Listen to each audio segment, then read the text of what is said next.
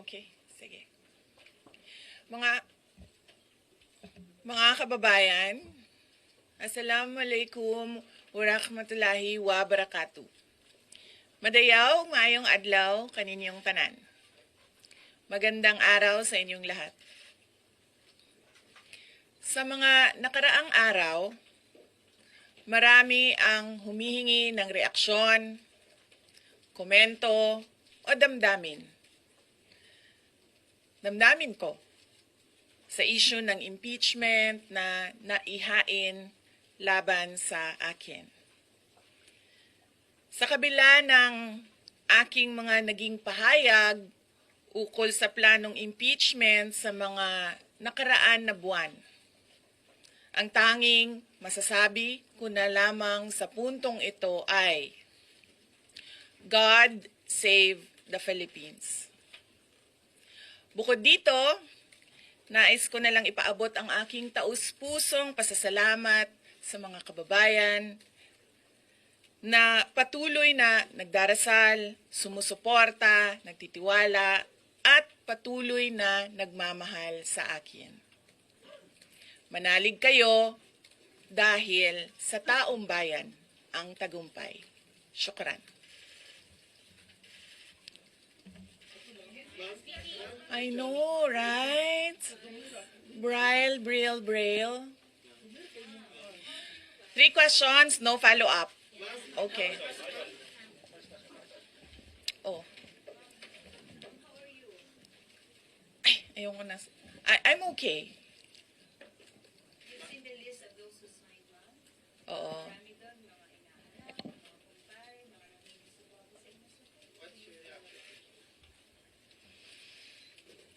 Sabi kasi, ito lang daw basahin ko.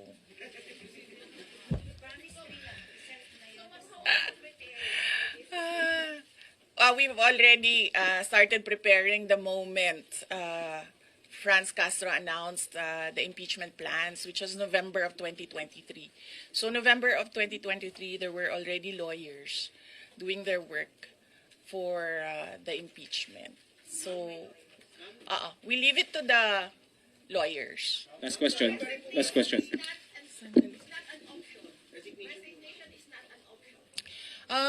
Wala pa tayo doon, ma'am. Masyado pang malayo yung mga ganyan na mga bagay. Nandun pa lang tayo sa pagbabasa ng. Actually, ma'am, wala pa tayo doon dahil yung mga abogado lang yung nagtatrabaho. Hindi ko talaga alam kung anong ginagawa nila. But I have a meeting with them. Last question, please.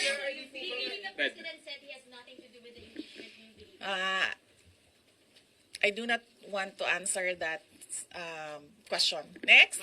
Mag-confirm po ba na si dating Pangulong Duterte isa sa mga abogado niyo para sa impeachment case? I do not want to answer that question. Yes, ma'am. Nakikita niyo po ba na may hahalin tulad ng sitwasyon ng bansa sa 1984 ni George Orwell? I do not want to answer that question. Last Last. question.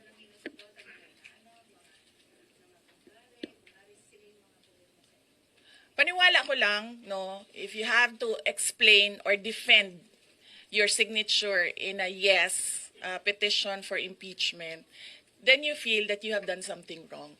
Kasi kung wala ka namang ginawang mali, bakit mo i-defend yung pirma mo? Thank So you. yun yung paniwala ko. Ma'am, naniniwala po ba kayo na may gumalaw po for the impeachment? May gumalaw po na parang money involved? I do not want to answer that question. Yes. Will you be endorsing senators, lalo na po sa PDP slates, especially that may possibility na mag-overlap yung trial sa next month? Hindi pa namin napapag-usapan kung ano yung gagawin ko for the upcoming campaign and election. Pero nasabi ko na noon na patuloy yung trabaho namin, and isa sa mga trabaho namin ay gusto namin tumulong sa Commission on Elections in voter education, particularly yung wag mo ibenta yung boto mo, wag gumamit ng dahas during campaign and election day, yung mga ganon. Ma'am, payo niyo lang po sa ating mga kababayan sa nangyayari po ngayon sa ating bansa? Yes, sabi ko nga kanina sa statement ko sa ating mga kababayan na patuloy na sumusuporta, nagmamahal, nagdarasal, napakahalaga nun, ay manalig lang sila dahil sa taong bayan ang tagumpay.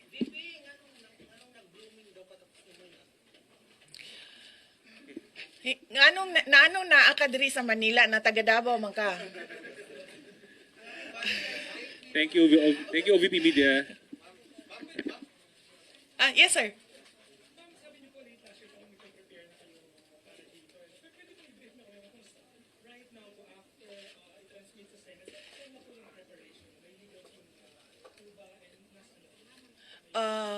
Well, may meeting kami mamayang hapon dahil nag-meeting sila kahapon.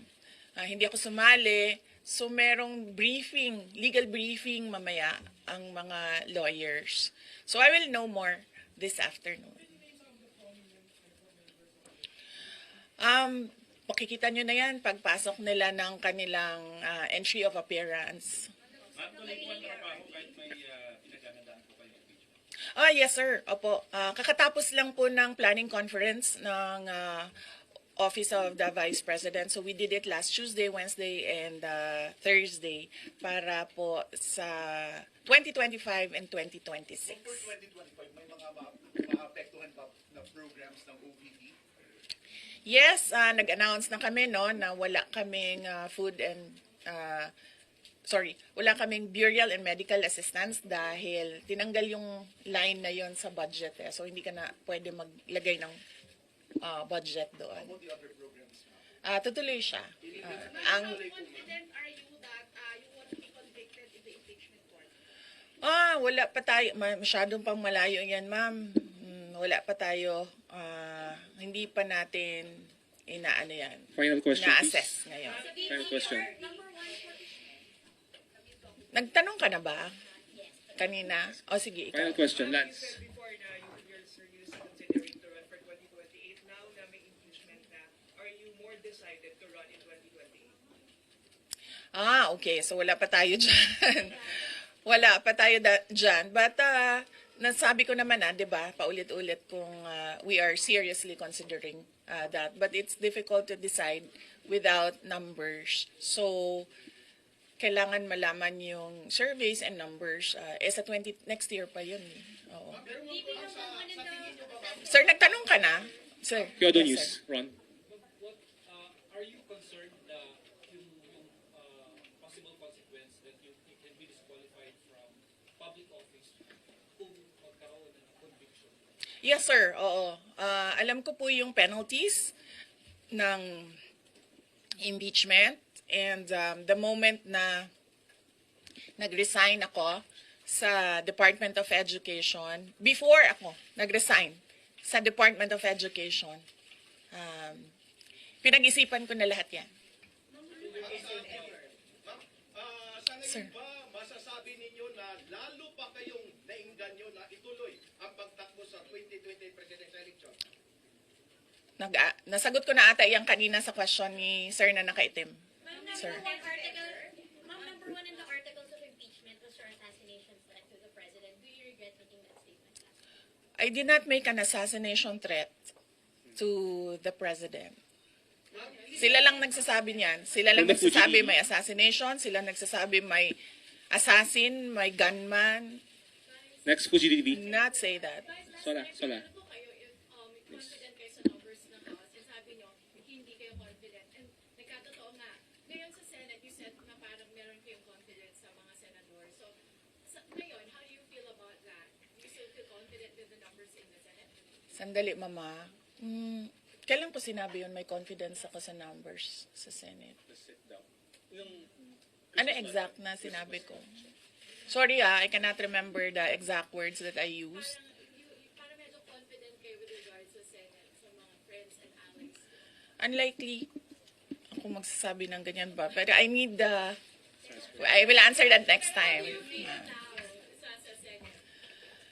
Ah, Supposedly you received nila yung impeachment complaint the other day pero nag-close sila kagad because of the last session. Well, that is their prerogative as a body, no? So we have to respect the Senate kung ano yung desisyon nila dahil sila yung mga nandoon sa loob. So far, you feel assured about your allies in the Senate? We haven't talked. I have not talked to my friends in the Senate. Wala. Last question, please. Bakit? She's told na po na impeachment po, ma'am. Sabi daw po niya, she opposed to impeachment daw po. Bakit kaya? Maybe we should ask. Maybe we should ask her first. Bakit niya ibablock yung impeachment? How do you feel po? Sabi ni Bibi, hindi niya supportado yung impeachment, pero number one na, unang-unang pumirma yung consulted actually. He would consult. Kasi sabi, ito lang daw basahin ko. Yan, ang daming nagbabantay sa gilid. Nausap niyo na ba yung father niyo after your impeachment? Wala pa. But nagpadala ako ng message through sa kanyang assistant and sinabi ko na ano ba sinabi ko? Hindi ko maalala. I think I said everything will be all right. Yun nata ang sinabi ko. His reply was a song. MacArthur's Park. So, nagpadala siya ng video na kumakanta siya. Hindi ko pa nabasa, ma'am, yung complaint. But I understand lahat ng mga complaints na na-file sa House of Representatives, nabasa na ng mga lawyers.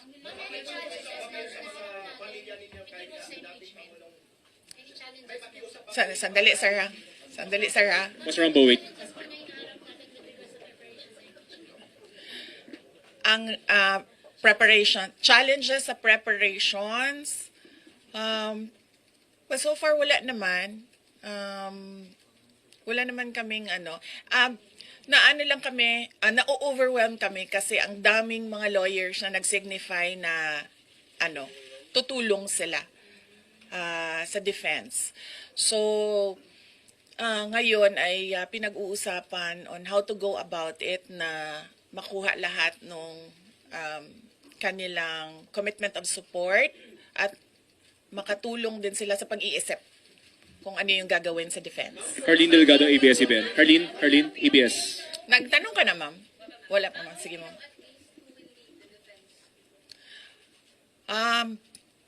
Sabihan ko na lang sila na mag-announce na sila kung gusto na nila mag-announce. Pero yung father niyo kasama pa rin? Kasi sabi niyo before, your father would be helping also. Well, he is welcome. He is a lawyer. So he is welcome to give his advice, input in the defense.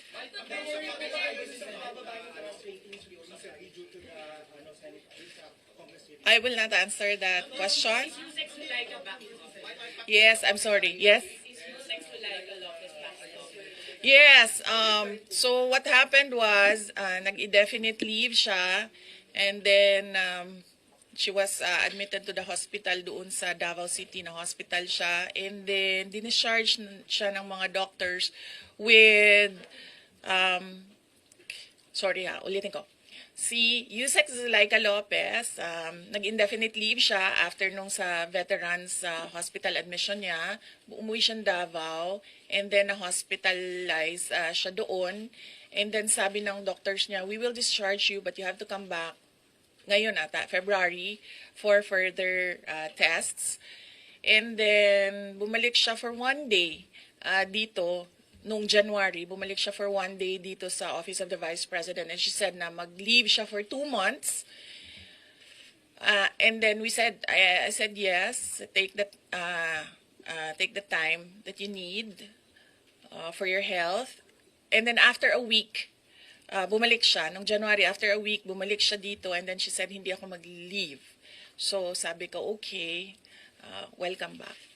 Ma'am, INC, meron bang pakikipag-usap kayo sa INC? Dahil sila po yung nag-rally against para wag ituloy yung impeachment.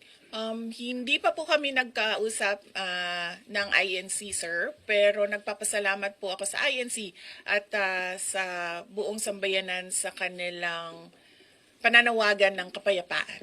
Ma'am, kamusta po ang staff ng OVP? Nagtanong ka na, sir? Wala pa, sir. Hindi ko masabi yan ngayon, sir. Wala pa kami dyan.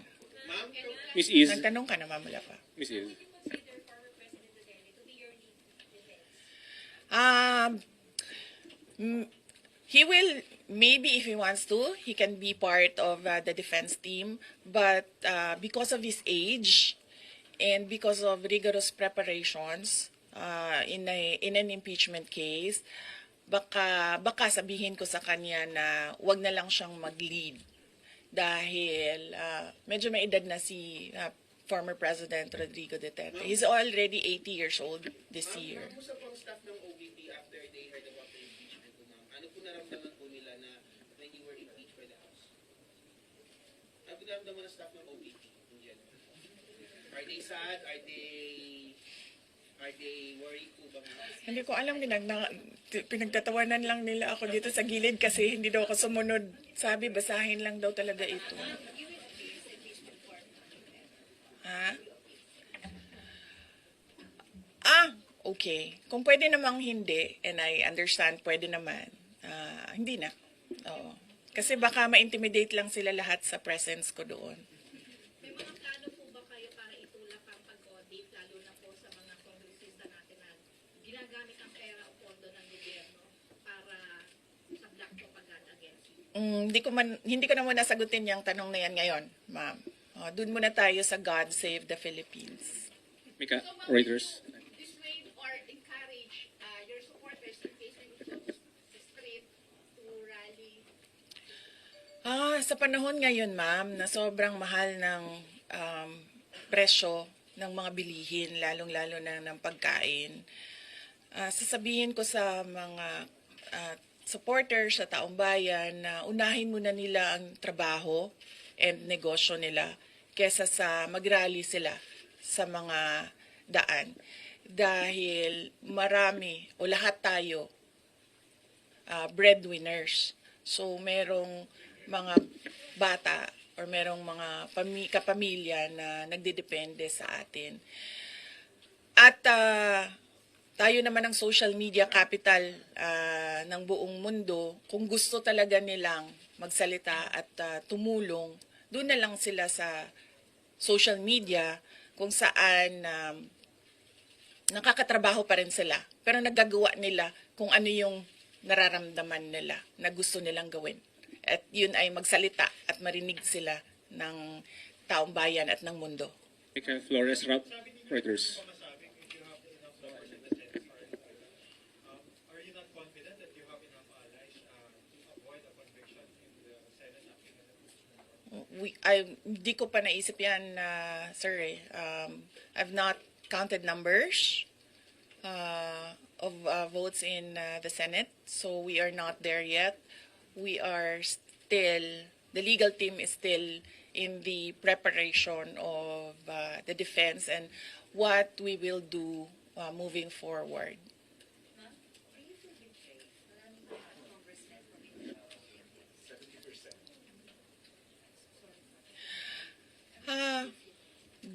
Do I feel betrayed?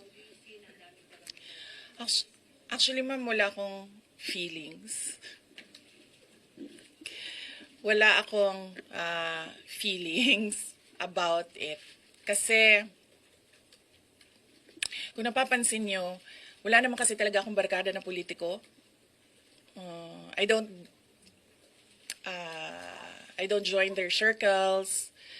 But we are friends, yes. But kung ninong at ninang lang ng mga anak, walang ninong at ninang na politiko ang mga anak ko. Oo. Maliban kay Stonefish, dahil nandoon si former President Erap Estrada. So, I don't move in the circle of politicians. Kaibigan, yes. But to say that meron akong close relationship, personal relationship with them. Wala naman. Kaya siguro, ganyan din siguro kadali sa kanila ang magdesisyon about the impeachment. Kasi wala naman talagang something that is worthwhile sa aming pagiging magkaibigan. Last question. Last Jason. on impeachment, nagkaroon po ba kayo ng prior information na may impeach kayo sa House on their last session day? Or may nag-PM ba sa inyo? Naka-receive po ba kayo or nag-tip sa inyo? Yes. Oo. Si JC. Si JC. Hindi siya natulog. Sabi ko sa kanya, matulog ka na, JC, kasi ang mangyayari ay mangyayari kaya sera-sera. Diba? Comment nyo lang po, ma'am. Alam ko matagal na ito, but the QC Prosecutor's Office iginasuwa yung patong-patong na kaso against you. Yes. What your initial reaction about that? And second po, any updates, security details natin, ma'am? Tuloy po ba yung pag-try po natin ng private? Okay, hindi ko na sasagutin yan, ha? Dun lang tayo sa God Save the Philippines. Ma'am, Okay. last na lang po ma'am on my end. Ma'am, you said God save the Philippines. Gaano na po kalala ang problema ng Pilipinas ever since na nagkaroon ng issue sa impeachment na ito? Parang, ano po yung nakikita yung problem sa Philippines ngayon at bakit nila inuna itong impeachment na ito? Gaano kalala ang Pilipinas na pag-iwanan na tayo ng panahon at ng ating mga kapitbahay dito sa region at napag-iwanan na tayo ng mundo. Malala siya since nagkaroon ako ng understanding. Kasi 1990s, tapos 1990s, magulo. Well, sa amin, magulo, sa Mindanao. And then, ngayon, nagbabadya ang gulo sa Mindanao. So, parang wala namang nagbago. So, malala. Sobrang malala dahil kung nakakausap mo yung mga tao na arawan yung kanilang sweldo, yung pera nila hindi na talaga sapat para sa pagkain, para sa kuryente, para sa bahay, para sa tubig, para sa pag-aaral ng kanilang mga anak. At kung basihan natin yung pag-alis ng mga Pilipino sa sarili nilang bansa ay sobrang malala dahil sobrang dami ng ating mga kababayan ang pumupunta, nakikipagsapalaran sa ibang bansa dahil wala silang makita na pag-asa, wala silang makita na oportunidad dito sa ating bayan. Kaya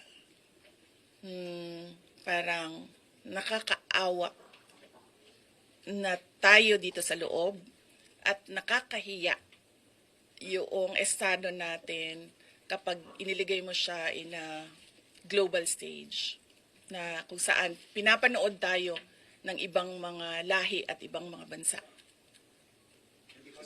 And because of that, tapos na tayo.